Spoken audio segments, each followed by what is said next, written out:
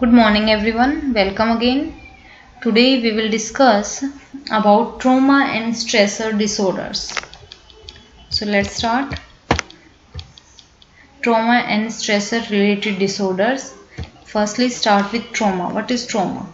So trauma is an extremely distressing experience that causes severe emotional shock and may have long-lasting psychological effect. Trauma could be caused by natural or man-related disaster like accidents, deaths or rape. And two types of traumas we have: post-traumatic stress disorder and acute stress disorders.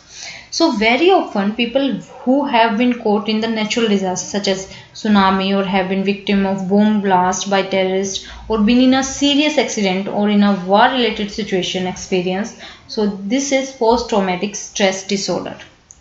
And symptoms vary widely, but many include recurrent dreams, flashbacks, impaired concentration, and emotional numbing. Adjustment disorder and acute disorders are also included under this category. So this is about post-traumatic and acute stress disorder.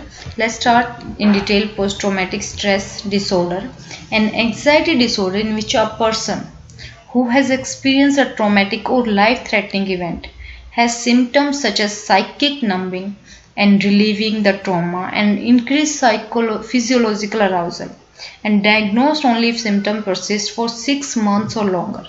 So may immediately follow events or occur later. Patients with stress disorder are at risk for the development of other disorders related to anxiety, mood or substance abuse, especially alcohol. So symptoms are nightmares, negative thinking and mood, unwanted distressing memories of a traumatic event, and symptoms usually begin early, within 3 months of the traumatic incident, but sometimes they begin year afterward. Symptoms must last more than a month. Something more about post-traumatic stress disorder. About 10 to 30% of people who experience trauma not only have burned-in memories but also 4 weeks to a lifetime of repeated intrusive recall of those memories, nightmares, other re-experiencing, social withdrawal or phobic avoidance, jumping anxiety or hypervigilance, insomnia and or sleep problems. Insomnia is a sleep problem. So which people get PTSD? Those with less control in situation, those traumatized more frequently, those with brain differences, those who have less resiliency, those who get re-traumatized. Next is somatic symptoms and related disorders. So somatoform disorders, a group of disorders in which people experience significant physical symptoms for which there is no apparent organic cause. So these are conditions in which there are physical symptoms in the absence of physical disease. In these disorders, the individual has psychological difficulties and complains of physical symptoms for which there is no biological cause.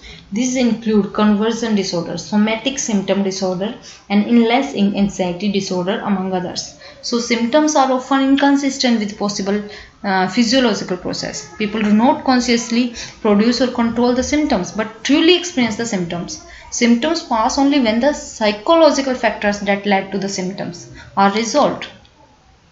And somatic symptom disorder involves a person having persistent body related symptom which may or may not be related to any serious medical condition. People with this disorder tend to be overly preoccupied with their symptoms and they continually worry about their health and make frequent visits to a doctor. As a result, they experience significant distress and disturbances in their daily life. Next is illness anxiety disorder. Illness anxiety disorder involves persistent preoccupation about developing a serious illness, consistently worrying about this possibility. This is accompanied by anxiety about one's health. Individuals with illness anxiety disorder are overly concerned about undiagnosed disease, negative diagnosis result, do not respond to assurance by doctor, and are easily alarmed about illness, such as in hearing about someone else ill health and some such news. So in general, both somatic symptoms, disorder, illness, anxiety disorder are concerned with medical illnesses. And you can see on screen also, it's a persistent fear of having a grave medical illness. A person with this disorder pays excessive attention to health. He or she can become easily alarmed by anything that might be interpreted or sign of illness. So, for example, a person may fear that normal sounds of digestion, sweating, or marks on the skin may be indicators of life-threatening disease. So, terminology has changed for disorder of this type. The field, because it is a demeaning term, the word somatization has been replaced by somatic symptoms.